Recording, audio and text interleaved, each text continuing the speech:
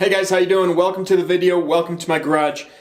In this video, I'm going to take you through some of the process that I use to take pieces of this chassis that I designed in Bentech software, how I take it to the real world. So I'm going to be giving you kind of some notes for Bentech, I guess.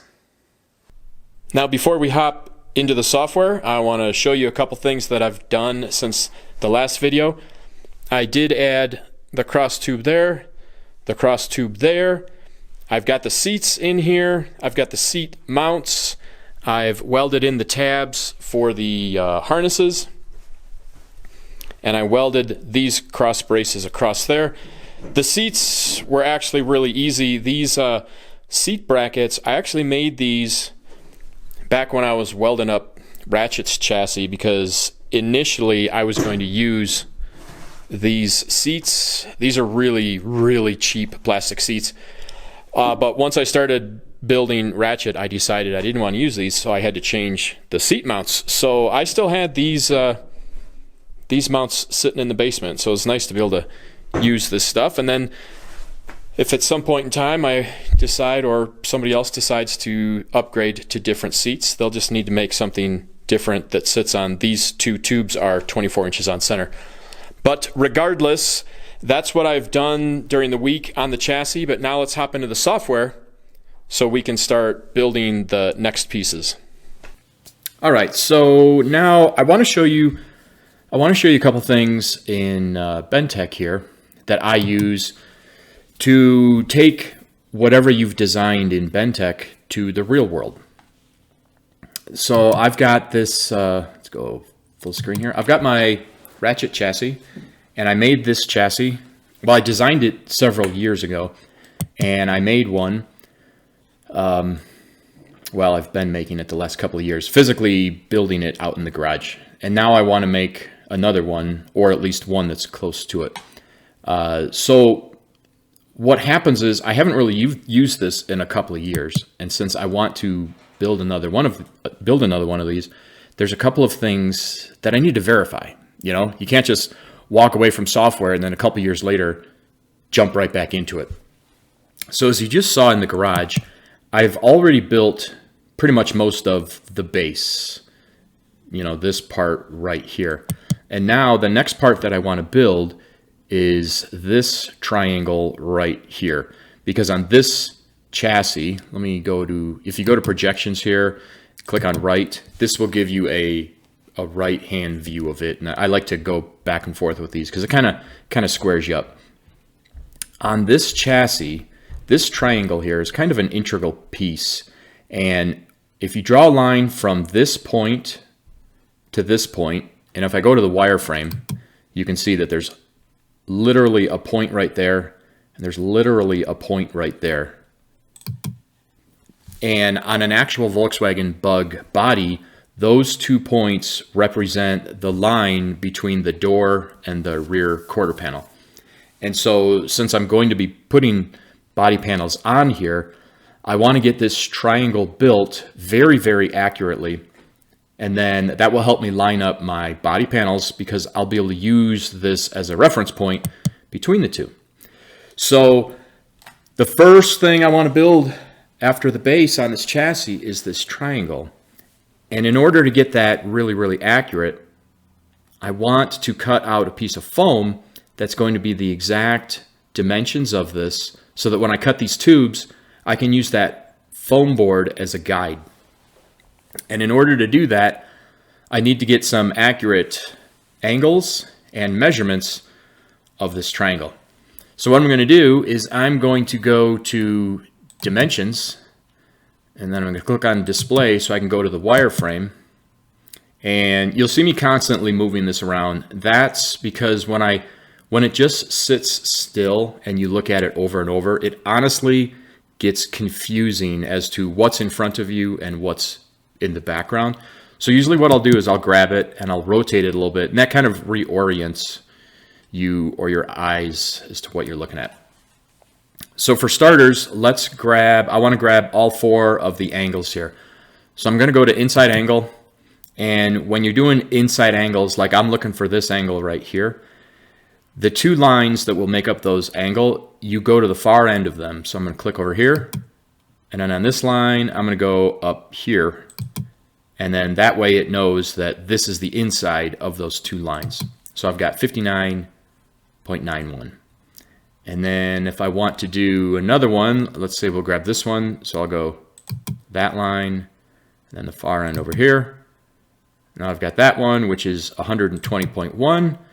I'm gonna come over here, go to the far end, and then I've got 116.57. Same thing over here, far end, and there's my 63.37. So I'm just gonna go, I'm gonna call this 59.9, 120.1, 116.6, 63.4. Now, just to double check our math to make sure that you grabbed everything correctly, first of all, notice I'm going to rotate this so that I can see that I grabbed all the correct angles there. And then if we add up 59.9, 120.1, 116.6, and 63.4, we come up to 360 degrees, which makes sense because these four angles all come back around. So that's perfect. We've got these four angles. Now I also need to know the lengths of these. So first thing I'm going to do is I'm going to delete all these. So I'm going to go to delete all. It's going to say, are you sure? I'm going to say, yes, I am. So then I'm going to click on single, and I'm just going to go literally point to point. So I'm going to rotate this so I can recalibrate my eyeballs. I'm going to click on that point to that point, and I've got 11 7/8. I'm gonna go from that point to that point, and I've got 16 3/4. Oh, damn it. That was wrong, so I'm gonna delete that one. Let me move this, zoom in a little. Okay, point to point. Oh wow, that's exactly 28. That's weird. And then point to point, and I've got a 17 3/8. So now I'm going to go out into the garage and I'm going to lay this out with my lengths and my angles. I should be able to get it extremely accurate. Once I lay that piece out, then you're going to watch me take 3/4. These are 1.5 inch tubes that I'm building this out of. So you're going to see me take 3/4 of an inch off all four sides. When I'm done with that, that should give me a piece of foam board that will lay perfectly inside this opening. With that, then I can lay these tubes out around that foam and know that I've got it nice and accurate. So let's go do that right now.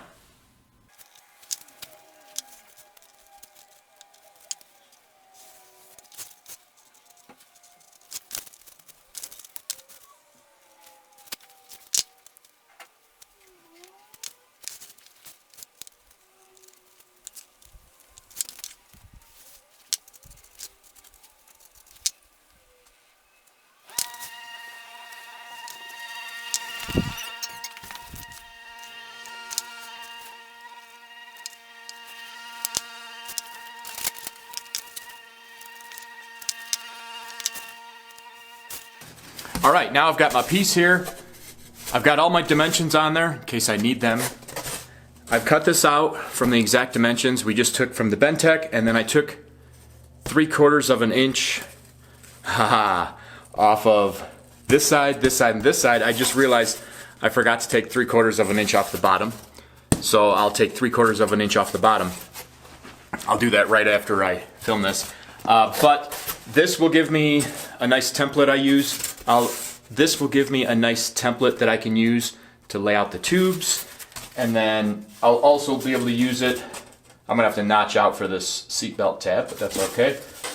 I'll be able to use it when I set the pieces up here to make sure that not only did I weld the tubes in there properly, but the spacing on the chassis itself is proper.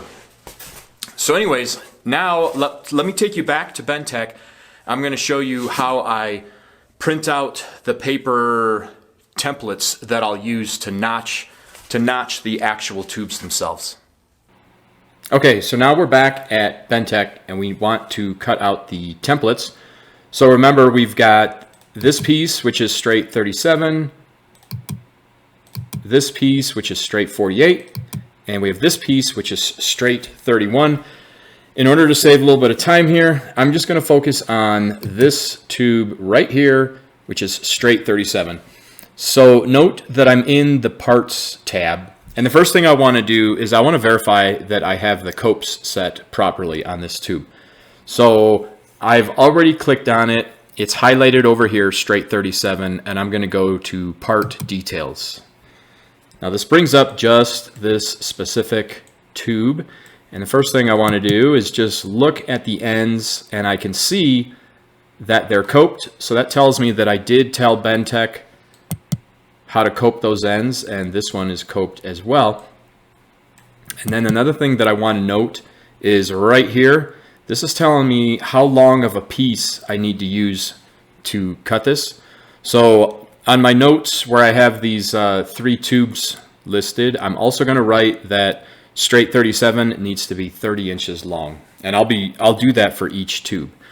So now I know that it's coped properly, and I know my overall length, so I can exit out of here. I don't want to save that part. And then now I'm going to go to the cutting tab, and I'm going to go find straight 37, which is right here. And you can see that there is a start and an end. So let's click on the start. And if you notice, it's showing me straight 37 in green right here. And then in red, it's showing me these are the tubes that it is coped to. So this is the end that we're dealing with right here. And what I want to do is I'm going to hit on details right there. And now this is showing me the template. And this is the piece that I want to print out, because this is the piece that I'm going to wrap around the tube. So at this point then I would hit print, and if I was actually connected to my printer right now, I would hit OK, and then it would print out, cancel out of there, it would print this template. All right, so pretend that I just printed that. Then I'm going to come over, and still on straight 37, I'm going to go to the other end. And you can see now the green is still straight 37, but you can see now these 2 red tubes are red, and it's telling me that's what it's coped to. You can even actually see the cope a little bit right there. That black line, that's the cope. So same thing, I'm going to go to details, and it's showing me the template. Everything looks good there. So again, I would click on print. As long as everything's good here, I would hit OK, and then it would print that. Okay, and so then you would do that for all of the tubes. I'll do that for all 3 tubes. I'm not going to show you every one right now. One other thing I want to show you before we get out of here. When you go back to parts, if I go to straight 37, the piece that we were just working on, if you look in the menu over here, there's a checkbox for straight 37. If you unclick that, you'll see that the part you're dealing with disappears. This is another tool that's useful for verifying copes and whatnot, because if you look where that tube was, you can see that, you know, I've told it how to cope the pieces around it and things like that. So I just wanted to highlight that that's another feature that's very useful. Click the box again, and all of a sudden the tube is back.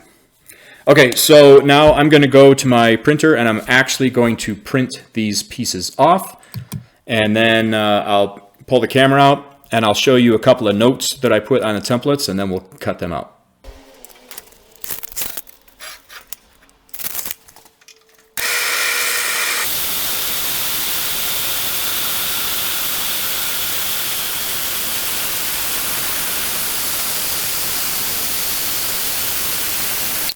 Okay, now I've run through and I've got my tubes cut. I cut enough tubes for both sides. I'm only working on one side right now, but I figured as long as I was at the bandsaw, cut all the tubes that I needed. And I have all of my templates printed out. Now if you look, I have written on each, I do this on each one, I write what piece it is. That 37 just means this is straight 37. And then I put that 30 inches on there, and that just tells me that this piece needs to be cut 30 inches, which is what that is right there. If you don't write these numbers on there, that number 37, if you look down there, it says this is straight 37, but once you cut this out, that's it. You won't know. So make sure that you transfer whatever piece number it is, unless you're only doing one tube. If you're doing multiple tubes, make sure you transfer it over to the template. So now I'm going to cut each one of these templates out. And one thing that I'm going to do is I'm going to leave a little extra on one end, so when I wrap these around, there's a little bit of an overlap.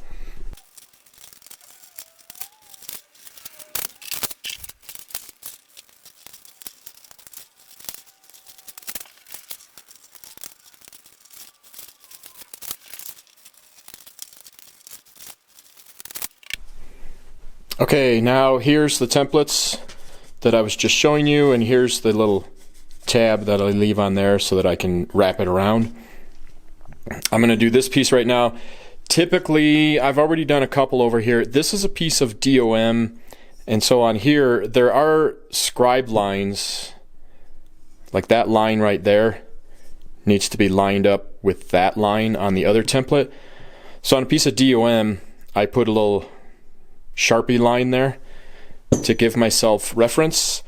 This piece, however, is Electroweld, and if you can see, Electroweld has this mark where it's welded, and on Electroweld you can just use that as your reference line because that's just a straight line running down the piece. So I'm going to wrap these around here, and then what you have to do, actually I can show you on this one, is it will tell you right here, it says 7 5/16 distance to second, and it says 9 5/8 distance to end. So that means this red line, this line here, is 9 5/8 from here to the end of the tube. And it is, so you can do that to set up the first one. And then you've got 7 5/16 distance to second. So that means this line from here to here is 7 5/16. So if I put this from line to line, it is 7 5/16. So with the proper width set up, and then with it lined up, you can see I've got my Sharpie mark lined up with this line, and that transfers over to this one. Then all I have to do at that point is just follow that cutout, and then this piece will have the proper notches with the proper distance.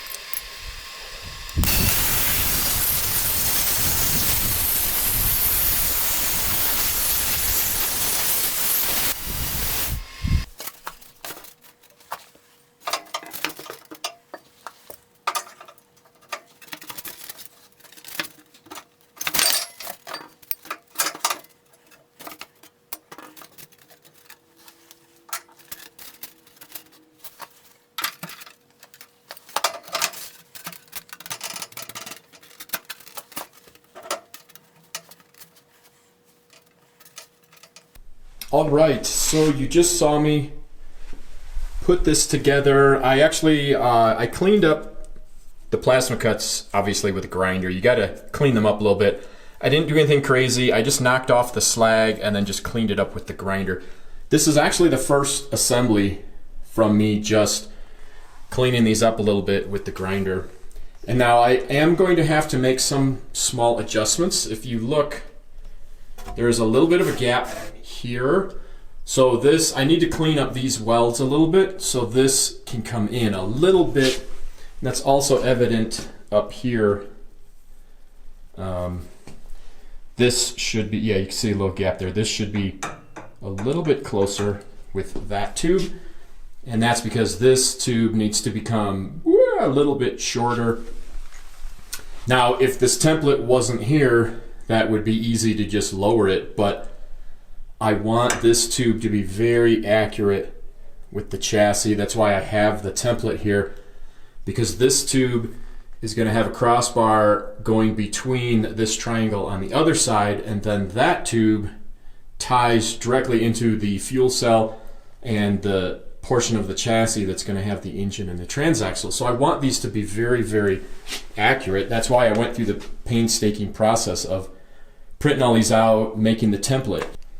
But you can see, well, I have been slowly working the other side with this as well. So if you look at these, this is just a rough cleanup, just like I did on the other side here. I'll assemble it like this, and then I'll just clean up these as needed, just like I'm gonna have to do on the other side here. But the templates themselves actually get you, man, I'd say 90% of the way there.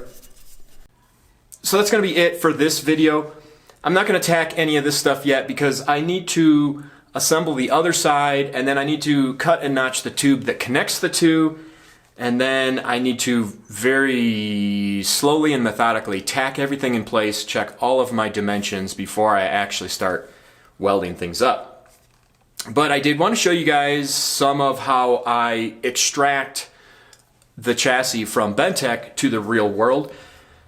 You can take the Bentech software and you can give it to somebody that has a Bentech Dragon, which is a plasma tube cutting machine, and possibly have them cut them out. There's other shops that will do it, but you know, I like doing this stuff in the garage. I enjoy it.